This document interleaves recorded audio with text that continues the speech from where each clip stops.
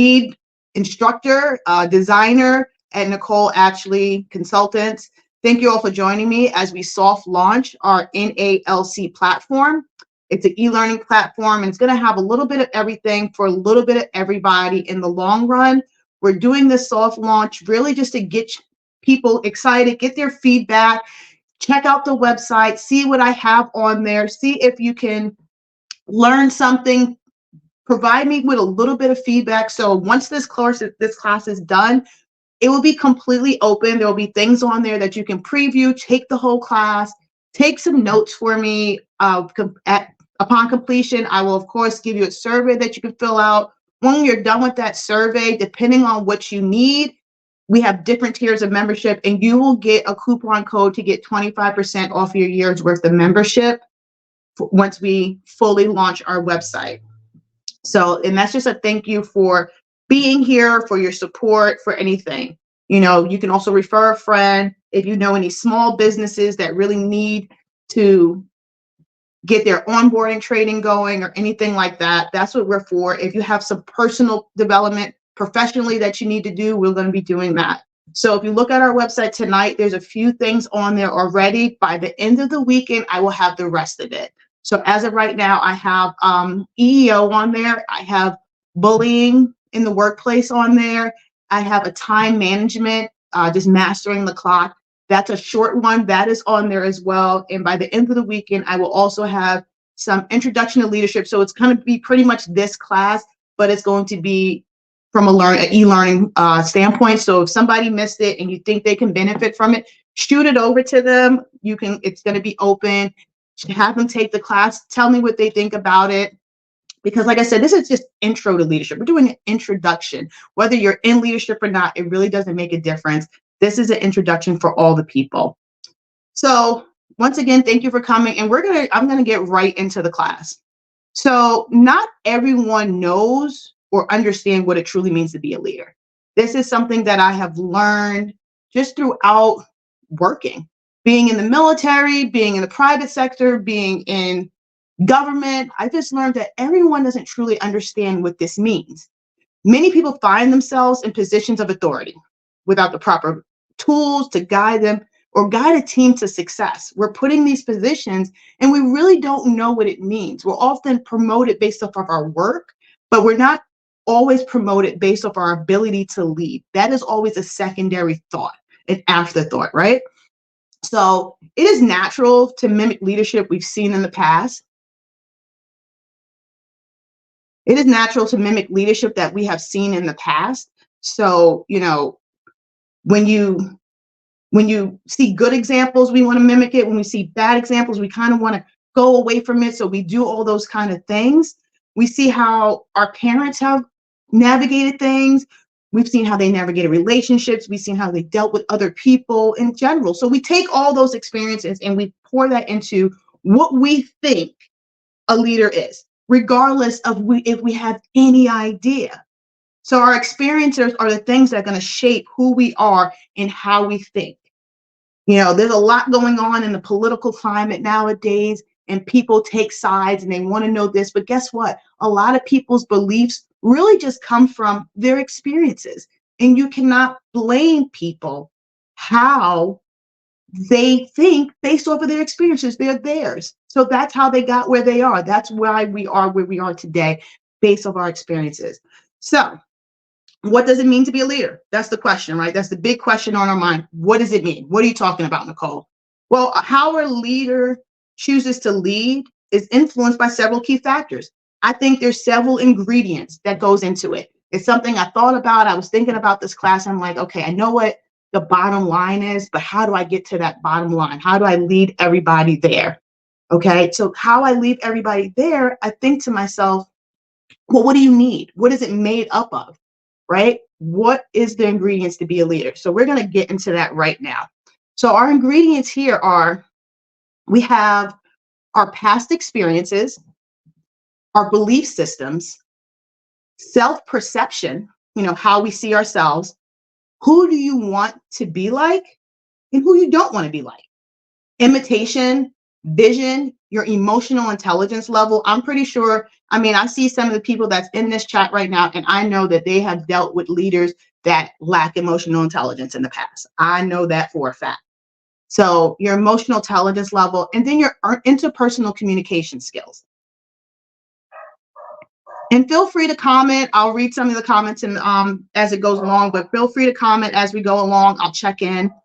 But let's dive deeper into each one of these ingredients. So past experience.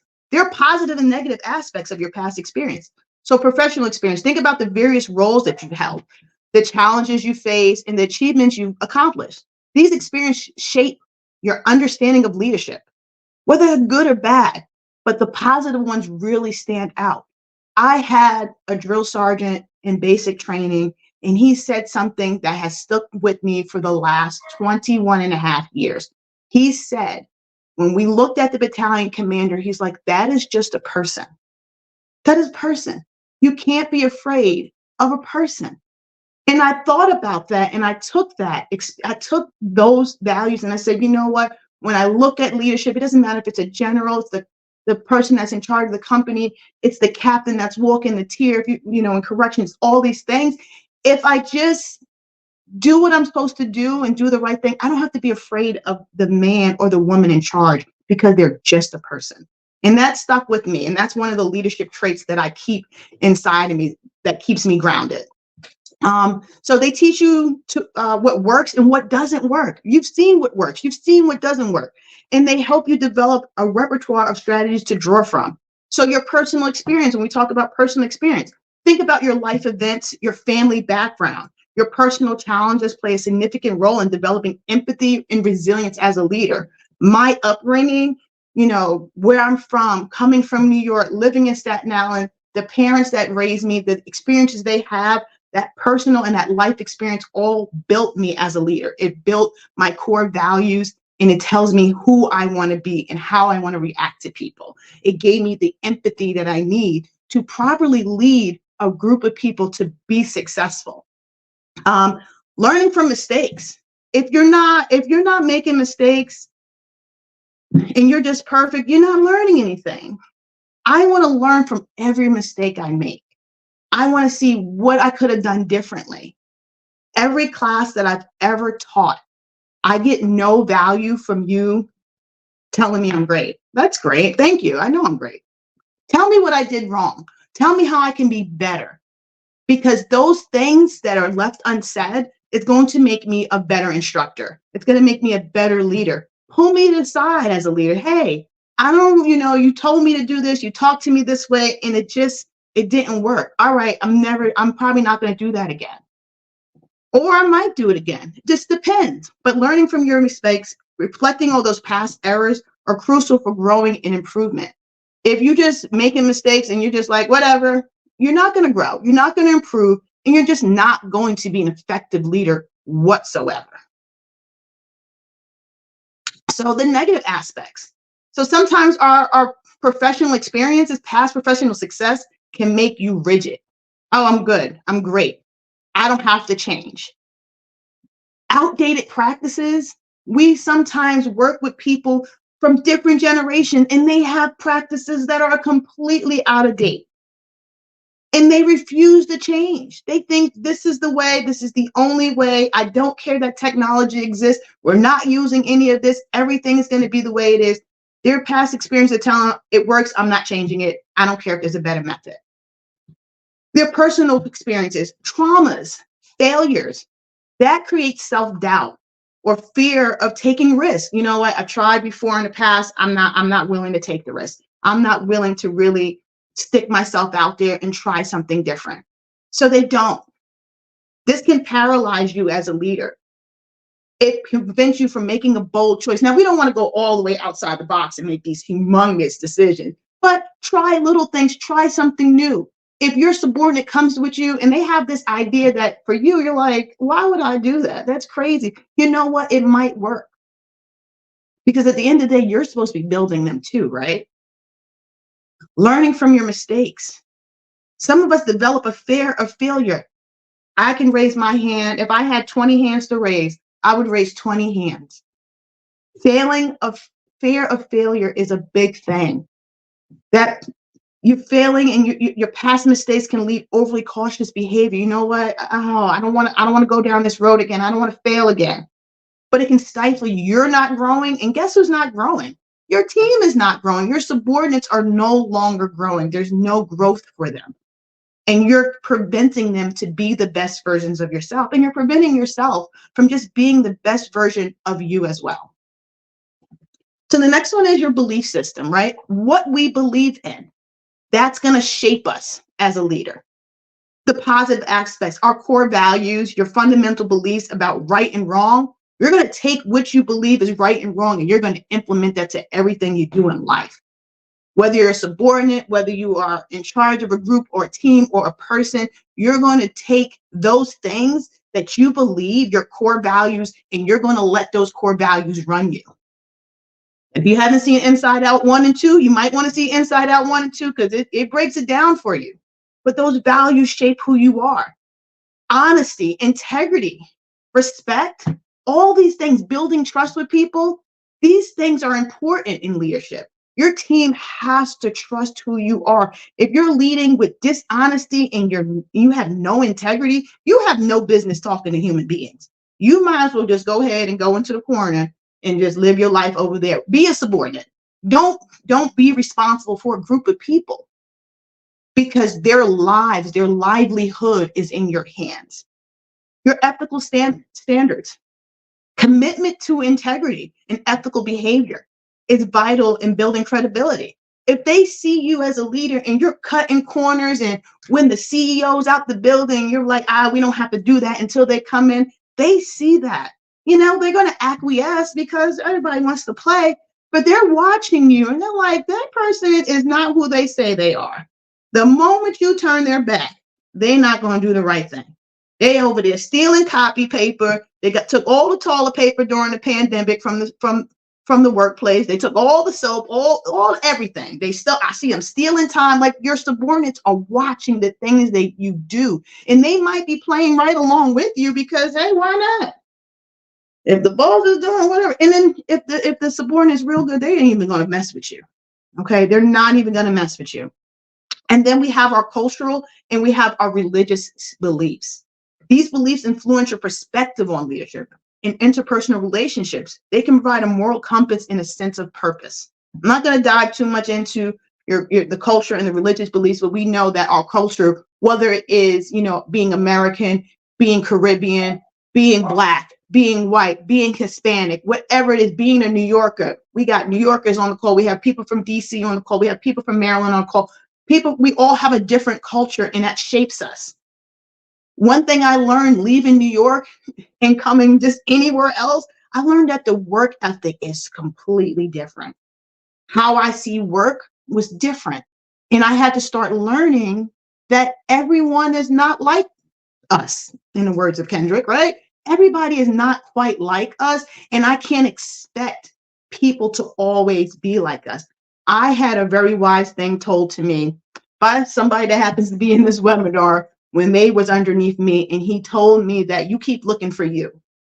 And I was like, well, why can't I find me? Like, you ain't gonna find nobody if you keep looking for you. So understand that everyone's belief systems are a little different, and you should understand those things and take that into account.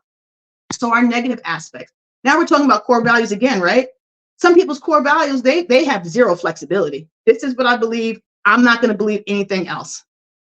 I'm not accepting a new idea. Nobody's different perspective. This is what I believe, and you should believe it too. And that's just it's not productive. You can still believe everything you believe in your core. You don't have to change that. But that person came with a set of core values too. And you have to respect that. You have to be willing to change your thought process. You have to be ready to bend a little bit. Our ethical standards, becoming self-righteous. Oh, I am better than everybody. Or judgmental. You got your nose in the air. You're like, why can't they come to work on time? I come to work on time all the time. You're just thinking, you're not even considering, the other aspects. You're not even considering that there was a 20-car pileup on the highway. You're not considering that the Key Bridge went out and they're trying to find out the new pattern because I can come to work, you can do it. I can do it. You can do it. Why can't you do this? I figured it out in one day. Why can't you figure that out? You're just being judgmental because you're on this high horse, and you need to kind of come down off that high horse. It's okay to come off your chariot a little bit and be down with everybody else.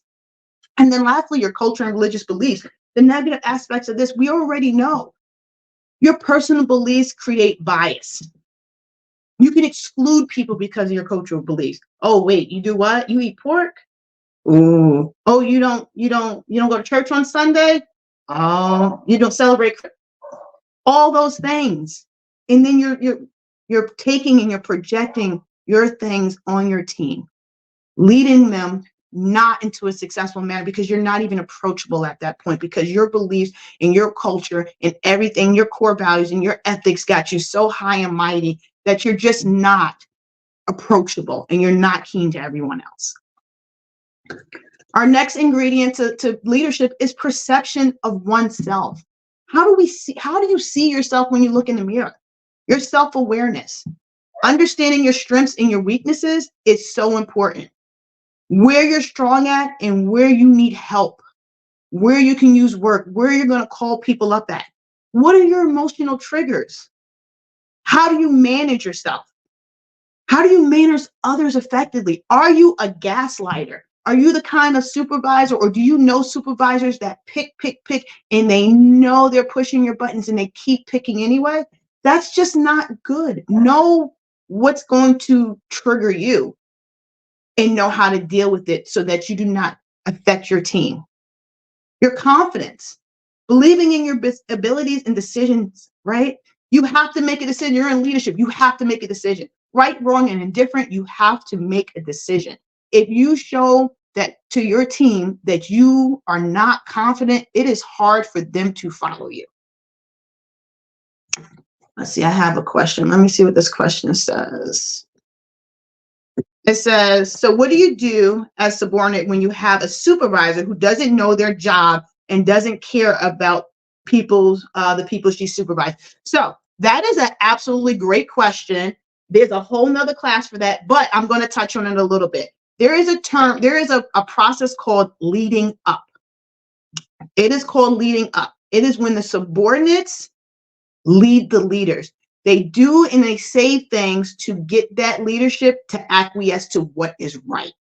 That is a whole class in itself, and there's a lot of tools and tricks in it. And then some people can't be led up because they just pig-headed and you just can't do nothing with them. Those people, like they say, you can't help everyone, but leading up is an actual thing. And I'm pretty sure there's a lot of people in here who have done it, that had to lead their supervisor, kind of, make the idea theirs in some way. Like, oh my goodness, that's a great idea. Why didn't I think of that 2 months ago? I mean, but it's the end of the day. If it gets done, it gets done. So that's a great question, but it's called leading up. I can do another class on that another time. I can put that in the e-learning, but leading up is a great process, and it's a great concept that everybody doesn't either know that they're doing or actually know exists, but most people do it anyway. So when we talk about perception of self, right? Now we're talking about the negative aspects. Self-awareness, becoming overly critical of yourself. Look, you're not that bad. It's okay. It's okay. That leads to self-esteem if you're just overly critical and you're just like, I can't, I failed, woe is, like, you beating yourself up so much. How can you effectively lead a team if you are completely damaged? Completely damaged, right? Confidence, crossing the line into arrogance. When you're overly confident and you're arrogant, that leads up to mistakes. And depending on what kind of business you're in or what kind of business you want to be in, that could be dangerous to people's lives. You can put people's lives at risk. You can put the company's bottom line at risk at that point, right? We're talking about dollars and cents. We're talking about people. We're talking about, human equity. All these things can be at risk because you're so arrogant and you're so pig-headed and you're so overconfident that no one wants to talk to you. Nobody wants to work with you. No one just wants, you know what, forget it. They're not even going to listen. They're not even going to listen. So why am I even bothering, right? Humility, Exhibiting false humility or lacking assertiveness can undermine your authority.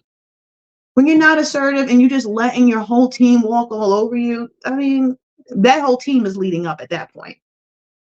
The team needs to see that you're both humble and you're both confident. Yes, oh, thank you. I can't do it without you.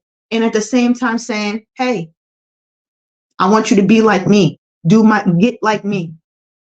Be whatever version of me that's you, but do like me because I know this. But at the same time saying, I can't do it without you. There's a fine balance between the two of them. This one is great, right? This one leads to a lot of mistakes, and I'm going to talk about it a little bit. So who you don't want to be. Who you don't want to be. Negative role models, reflecting on leaders whose behaviors you disapprove or help you define what to avoid. You want to be who you cannot stand. All those values you don't want to do. It's a way of learning on what not to do, those bad habits, those bad tools. Personal boundaries, knowing what you stand against helps you set clear ethical boundaries and maintaining integrity. It helps you stay true to your values. The one thing I want to say about this whole not doing what you know is wrong. So a lot of people say, I'm not a micromanager. I'm not a micromanager because they've seen micromanagers. But then they say that and they fail to actually be managers when they say that. They're so far removed from not wanting to be a micromanager that they forget to actually manage. So that's that negative aspect, focusing on too much on what you oppose and create a negative mindset. Oh, I don't want to be like this. But you still have to do your job and you still have to lead a team. Well, this person, the person I used to work with, that worked for it, they never gave people, they never, understood. They never gave us time off. They never, there's emergency. They act like you had to come here and swimming in the snow and the storms and everything like that. And then you become the complete opposite and you're just letting anything fly. You're like, oh, whatever, let it fly because I don't want to be that guy. Well, now you're not any guy. You're the pushover now. You're the doormat now. And then personal boundaries, setting excessively rigid boundaries can lead to inflexibility and lack of empathy. It's important to balance boundaries with understanding. Next ingredient is imitation. Positive aspects, right? Positive role models. Identify leaders you admire and analyze what makes them effective. Don't take the whole person. No one's perfect, but take the things that make them effective and try to practice those, but they have to be true to your own personality. You can't mimic, you can't fake it for 20 years in leadership. And people will call you out and be like, that's not really who you can't, your real you is going to come out. So take those tools and you apply it to you in a way that makes sense for you. Mentorship, seek guidance from experienced leaders who can provide insights and advise on developing your leadership style. Hey, can you help me? Hey, I see that you do this. How do you do that so well? Talk to me about it a little bit. Show me. What can I do based off my leadership style that works?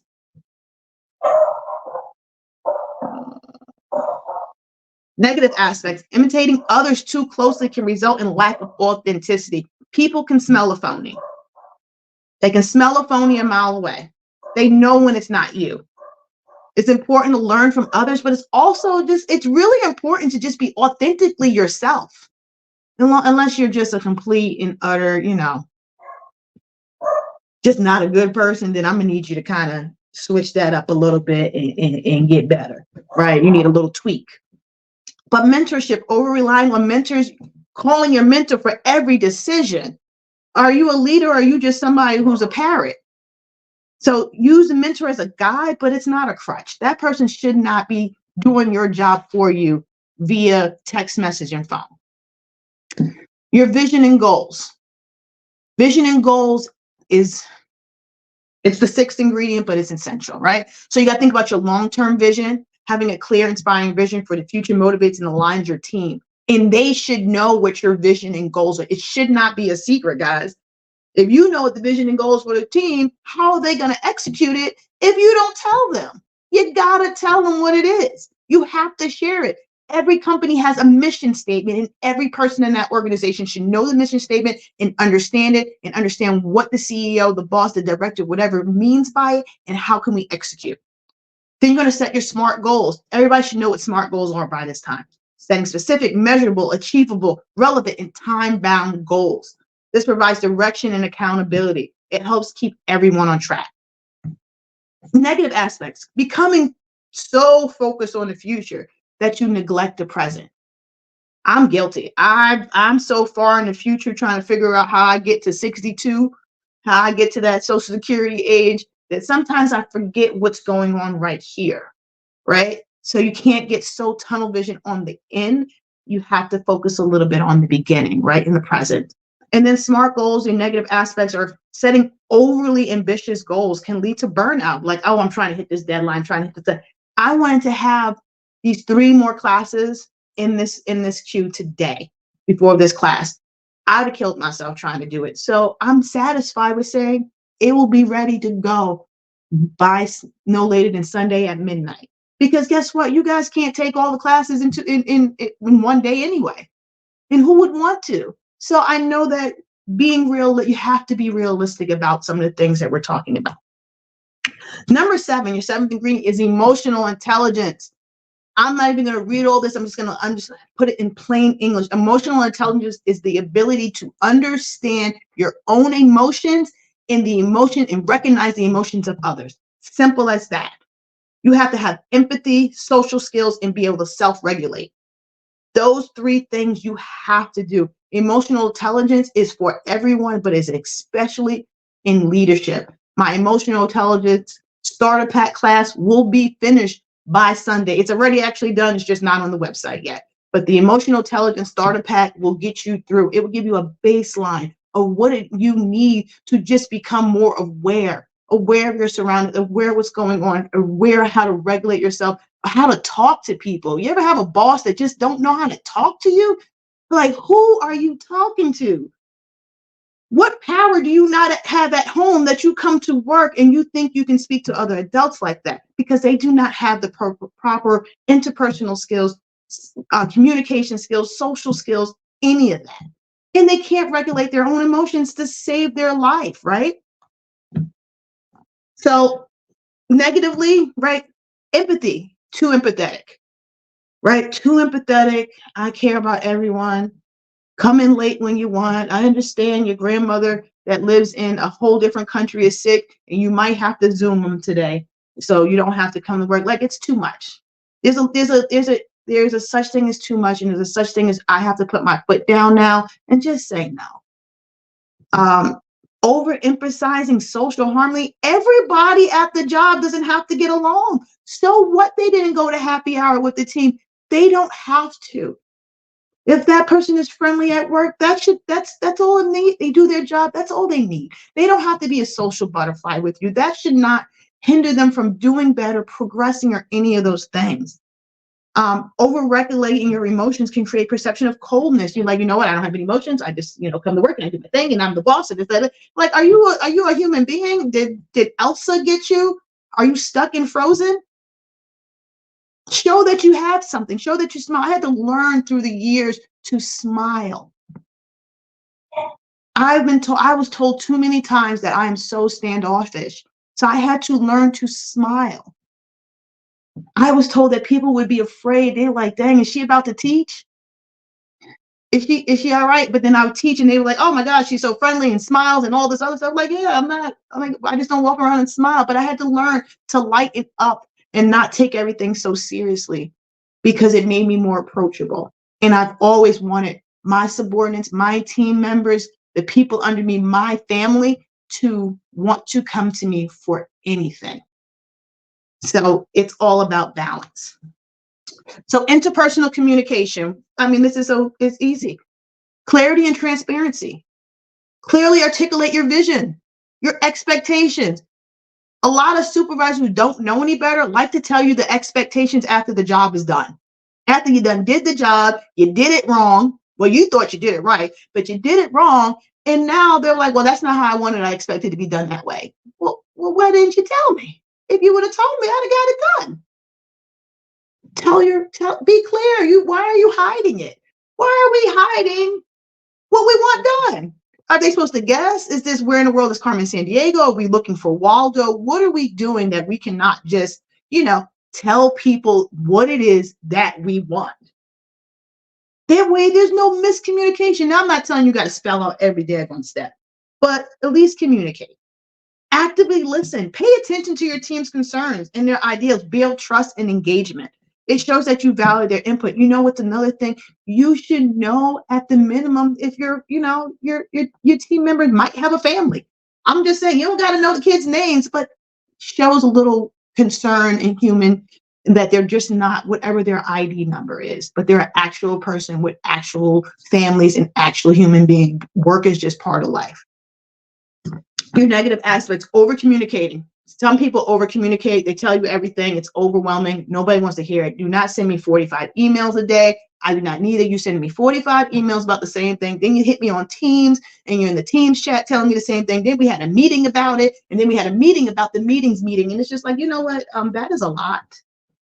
To balance. Just find the balance between the two. Active listening. Being too focused and listening can prevent you from asserting your own ideas. Now you're just taking a step back and we're just listening to everything they have to say. And we're just not leading. We're just, okay, all right, John, all right, Susan, I got it. Okay. All right, so where are we at? All right, so let me fix my screen real quick. So those are all our ingredients, right? Those are all our things that I think that we need to be a leader. That's what builds us. That's what's going to build who we are. So understanding these ingredients help you understand how to become a leader that you are today, or how you will choose to lead in the future. So whether you're leading now or you lead in the future, take these ingredients into account and think about what you want to be. How do you want to be? How do you want to be perceived? It also helps us understand why people lead the way they do. Remember, I said the why is super important. The one thing I've learned just in education and getting my master's in industrial organizational psychology is the why. And before that, I was doing applied behavioral analysis, and it was the why. A lot of it was the why. Starting to understand the why is very important. Why does this person lead this way? Why do they make the decisions they do? But that's all part of the ingredients. That explains the why. And once you start understanding the why, even for the people that you're under, it will make your day better. You know, I hear a lot of people complain about the supervisors, and I ask them when they complain, well, it's like, well, why do you think they made that decision? Why do you think this happened? It's that why that people forget. They just want to react, right? So why do our supervisors make the decision? Why do we choose to lead the team the way we do? With all the whys and the reasons leaders are who they are, one underlying concept stands out. And this is what it is for me. This is the biggest part. This is my landing point. This is the point that I tell everybody that people just don't get. At the end of the day, you work for your team. I know the organizational chart says otherwise. I know you think it's otherwise. But leaders work for the team. They work for their subordinates. It is your job to give them the tools to be successful. It is your job to put them in the best place for growth. It is your job to create new leadership. It is your job to take care of them, to make sure they're professionally taken care of. It is your job to know when this person is off today and is not right. They're not just being lazy. They are completely and utterly off, because I know my team. I know them well. I spend time with them. I randomly ask them questions. I go and just say, hi, how are you doing today?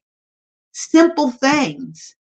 They have a picture of a kid on your desk. Hey, is that your kid? Oh, that's your niece? Oh, okay, that's great. How are they doing? Well, that's good to hear. And then the next time, it might be a month, like, hey, how's that niece that you have doing? You went to go see them lately? Things like that, because you work for them. It is your job to take care of them the same way it was your parents' job to take care of you, and they led the family. It is your job to go the other way around. I got another question. So you said the DISC. Do you feel that the DISC assessment is a good tool? I'm not sure what the DISC assessment is. If you can just spell it out for me, then I can look it up real quick, and then I'll give you an answer at the end because I might have heard of it before, but I'm not 100% sure. But I'll definitely give you an answer about that. So, like I said, even if on paper, organizational chart, you're the big boss, you are responsible for all these people. If you're in leadership and you do not get the concept that you work for them, then you should not lead anyone. Simple as that. Your job is their job. Your success is their success. Your failures is their failures, and vice versa. That is the cold, hard truth. If you're just in it for the money, if you're just in it for the power, you are in it for the wrong reasons completely. Completely the wrong reasons. You are in the business of taking care of people. So let's just think about, leadership. Once again, it's leadership, right? It's not doership. So we're talking about what your responsibilities are. Professional development, growth, well-being, motivation, and support of the staff. That's your responsibility to them. That doesn't mean you're spoon feeding them, right? You're not spoon feeding this stuff. No, you're going to learn. You're going to do. I'm going to teach you how to fish. I'm absolutely going to teach you how to fish. Oh, it's a professional development tool that helps employees and leaders understand their leadership style and how effectively communicate within the professional realm. This assessment is a behavioral assessment. Okay, got it.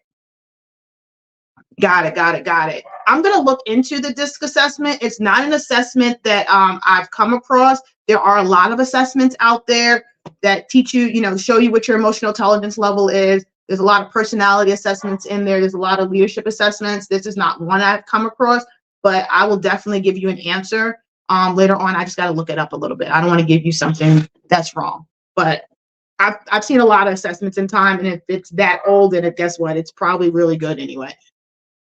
So I'll look into it a little bit just so I can further my own knowledge for it. So the last thing I just want to say before we get into like a little bit deeper into these key responsibilities, I just want to say it's not leadership. It's not doership. It's leadership. You don't have to do everything for them. You're going to lead them into a path to be successful on their own, right? Sorry. So let's get back into the slide. So professional development and growth, right? Simple concept that everyone doesn't seem to get. There shouldn't be people on your team that are not growing. They shouldn't be stuck in the same place. Their assessments shouldn't remain the same throughout the years. Every 5 years and everything has been, satisfactory. They just come to work and they're just existing. They're really just playing the line, right? That's what they do. But leaders must provide opportunities for their teams to grow. That's training. That's all types of things. Workshops, learning opportunities. Encourage your team to pursue further education and certification. Create an environment where learning is valued and mistakes can be an opportunity for growth. Something as simple as, I work in workforce development. I talk to people that a lot of times they say, hey, I want to work in a warehouse. You know what I tell them? You want to work in a warehouse? That's great. The first opportunity you have to go get a forklift certification, go get that forklift certification. Because that's going to keep you from moving boxes, and that's going to give you a certification that you can take everywhere. You have to empower your employees. That's a great comment. Leaders should empower their employees. You should not be you shouldn't be afraid they're going to take your job. I want you to take my job because I don't want to be here forever.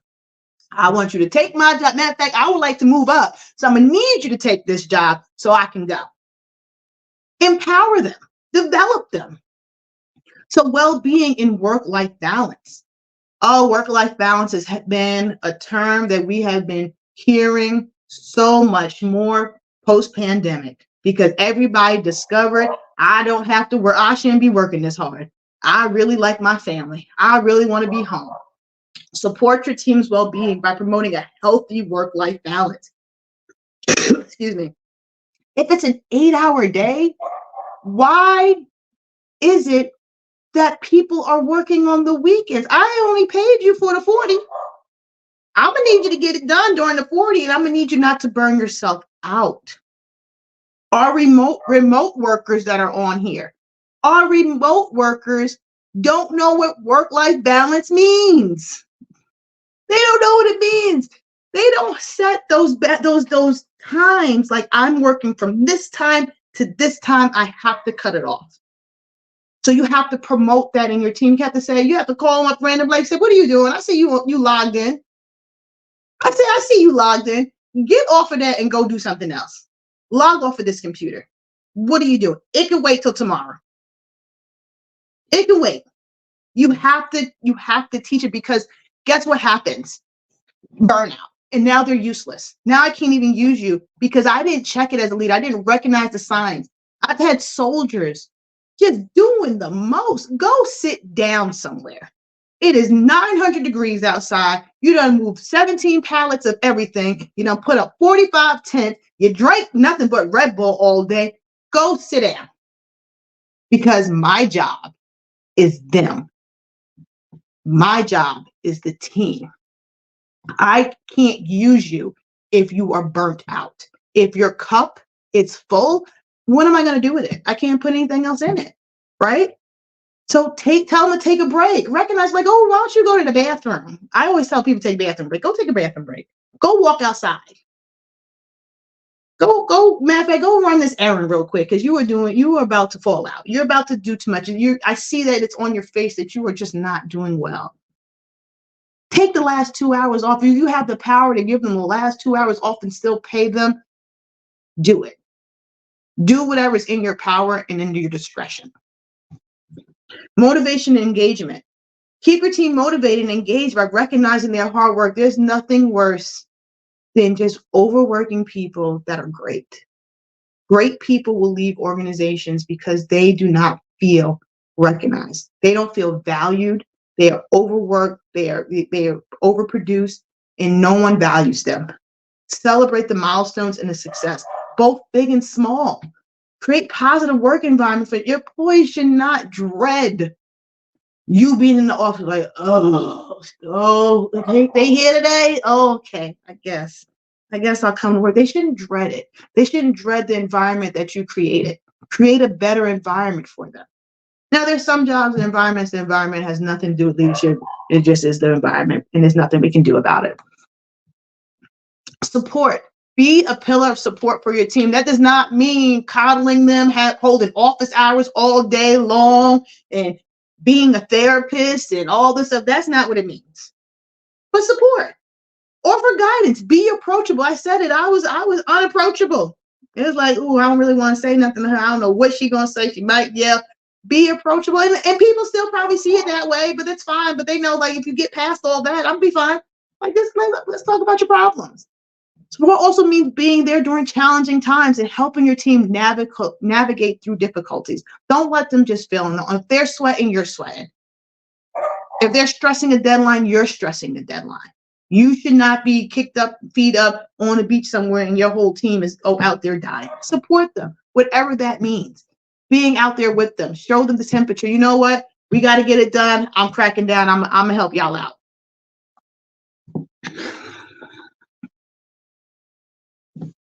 So leading from the front, that's what this little chair is. That's that lead from the front. So now that we understand what it means to work for your team, let's just briefly discuss the types of leaders. I'm not going to go into the types of leaders whatsoever because there's so many of them. There's so many types of leaders. So I'm just going to go just briefly mention them real quick, and then that would be it. So there's transformational leadership. There's transactional leaders. There's the servant leader. There's the autocratic leader, the democratic leader, the laissez-faire leader, the charismatic leader. If you ever read, is it the 48 Laws of Power? Not sure. But anyway, the charismatic leader, situational leader, the visionary leader, coaching leader, procrastinating leader. Oh, we know procrastinators, right? The bureaucratic leader, and the participative leader. It doesn't matter what leadership style you choose to be or styles you choose. Recognize who you are, who you want to be. Mix and match them. I like to be a little bit of a buffet of leadership. I don't want to be just one kind. I want to be a little bit of everything because guess what? Situations dictate a little bit of everything. There are times where I have to be hard. There are times where I need to be soft. There are times where I have to be empathetic. There are times where I have to just say, figure it out. There are times where I have to be hands off. There are times where I'll be right there with you in the trenches. There are times where I have to show you that if I can make this happen, you are fully capable of making it happen as well. I lead not only from the front, I lead from the rear, and I lead from the sides. I lead from all directions because the people are in all directions. That is the end of my what is leadership talk. If you guys have any questions, go ahead and post them. Like I said, the website is completely open, and it's in the chat. It's pinned up at the top. It's in Actually Consultants. If you registered, it should have took you straight there.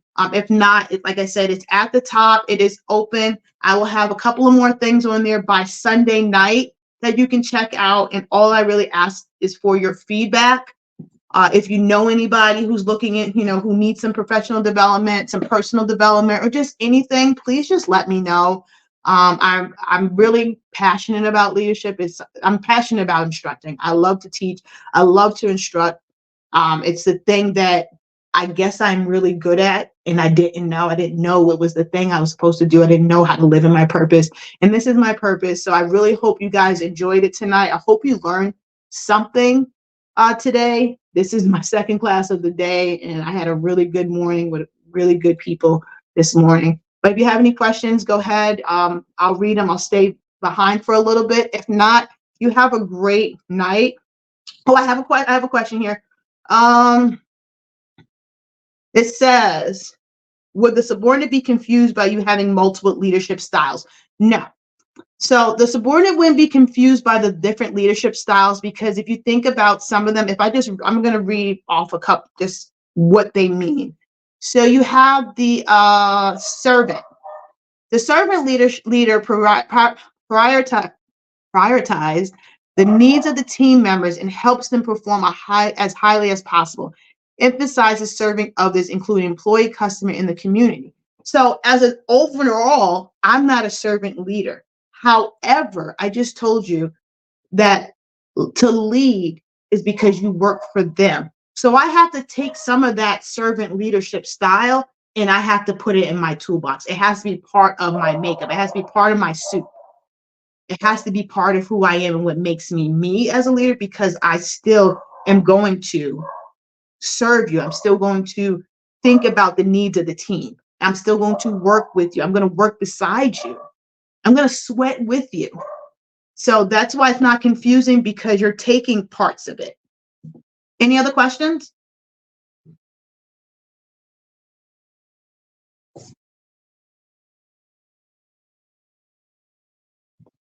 All right. Well, thank you guys for coming. You can log off at any time. But I'll just stay on for a little bit just in case there's any other questions.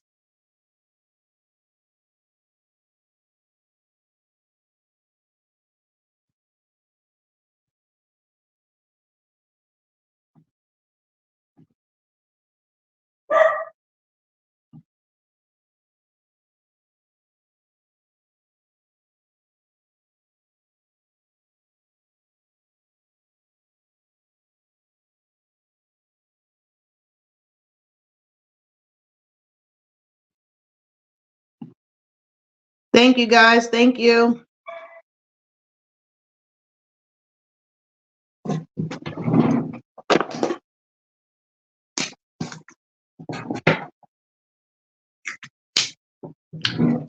Thank you, thank you, thank you. Tell a friend.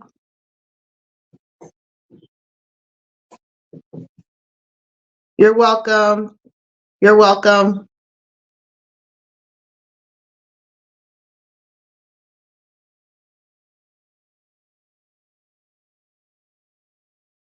I won't know who's showing up.